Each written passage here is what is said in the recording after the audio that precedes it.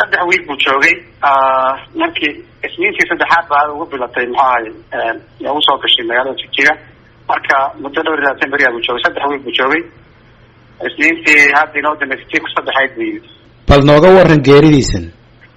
odaygan uu iska caafimaad qabay marka cunto wuxuu qoonsaday cunto food poison iyo wax saas la yiri wuu shubmay wuu matagay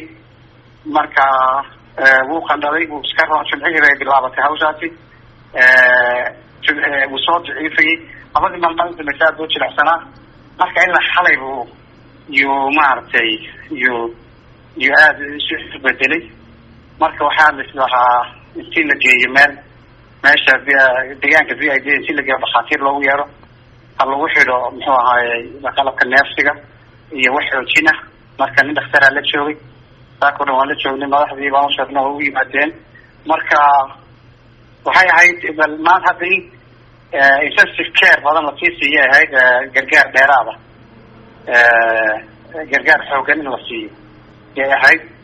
marka waxaan ka tagay markuu nasbaxay 4 daqiiqo hotelka la ka soo qadeeyay waan soo noqday markaan deedna reception ka marayo baa leeshay wali gaariga sadde ambulance ka sii qaaday inta maqnay buu marka sidaas ay muxuu ahay oday geeridiisii ilaahay jannada ka waraabiyo reerkiisana samir Allah ka siiyo iyo ummadda Soomaaliyeed بدل خير قبنا إلى هاي ليش تسوق بليو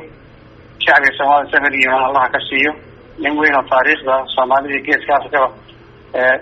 ما يسامي وين كل أبوها أقوياء أنا ومضح خير قرنا صار نقضي يو جامية وين السياسية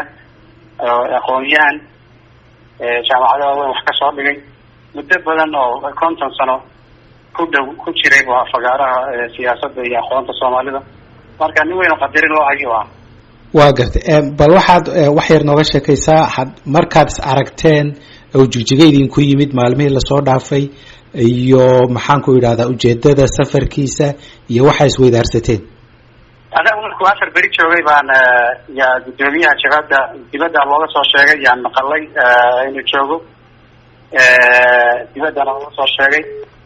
kolkaas aan qada sharaf u sameynay guddiga fulinta iyo golaha jabada يا قادة شرف الهوية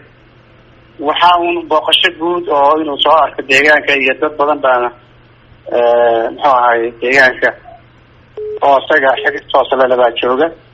ملاح عيالي باتشوجي ديجان كاس مكسر شيء ضايقه دخين سببا حاجة مكسر شيء مركا توش بدل قوض عاي موسى إيمانين marka wuxuu rabay inuu iska beeqaa ku boohaa wax u jeedo weyn oo gaar ah ma lahayn inay madaxda ay saarkaan meelaha Duqeyd iyo wax gaar ah saarkaan qaraabo salaan iyo arrimahan ugu dheereed kadibna inuu xagga iyo Soomaaliya u noqdo budoonay